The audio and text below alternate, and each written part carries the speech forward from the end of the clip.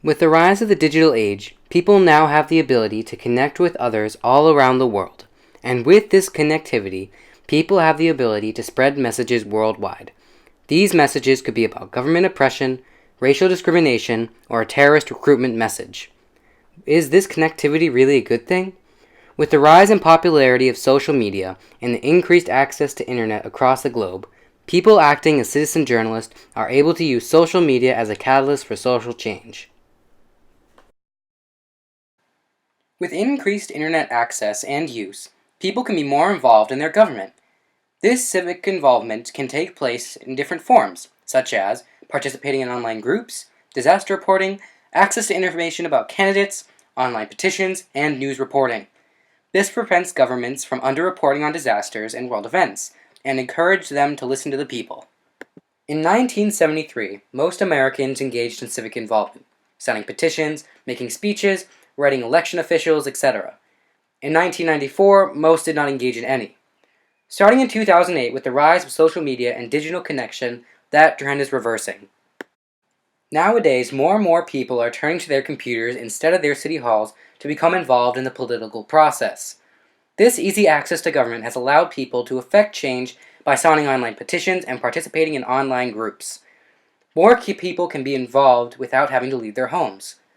With this greater number of people involved in the process, and because these documents and conversations are public, governments are being forced to listen.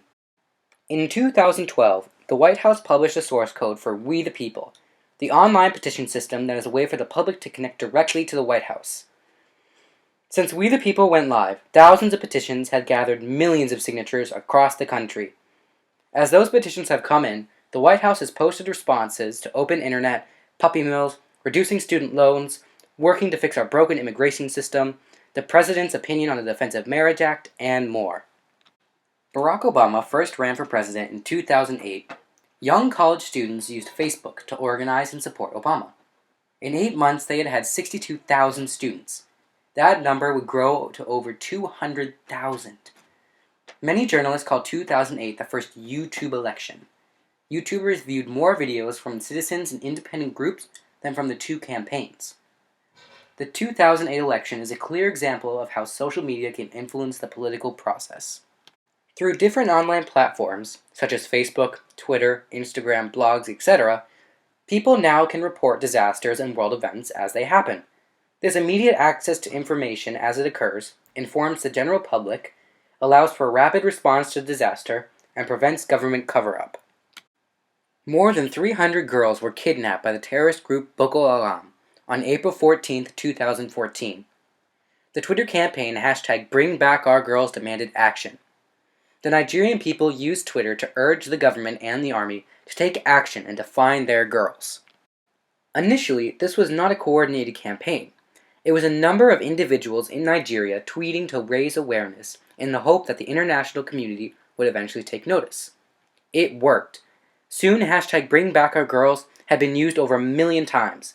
Celebrities, politicians, and even world leaders had also begun tweeting about the incident. Nigerian's President Goodluck Jonathan pledged to do everything in his power to find the girls and asked for international assistance. On April 20, 2013, a deadly earthquake hit the Sichuan province of China. Within minutes, citizens sprang into action, logging on to China's most popular social media sites, asking for people to go and help the survivors. Their ability to coordinate and in some instances outsmart a government intent on keeping them away were enhanced by Sino Weibo, a Twitter-like microblog that did not exist in 2008 but now has more than 500 million users. In these instances, social media brought people together and enabled them to coordinate efforts to aid and support victims who may have otherwise been forgotten. Unfortunately, this increased access also gives opportunity for terrorists to spread their message and recruit people to their cause without having a physical presence. How can we figure out a way to filter out these messages of terrorism while still maintaining our freedom of speech?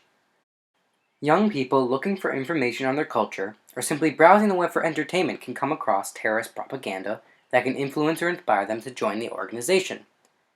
However, who decides what is a terrorist group? More information, thought, and research is needed to determine how to protect our youth while preserving our First Amendment rights. Citizen journalists now have the capabilities to spark social change with the rise of social media and the increased access to internet around the world. Now, many people have the ability to spread their message, whether that be a good one or a bad one, and advocate for themselves and their fellow citizens with ease. However, this change is not necessarily a good thing.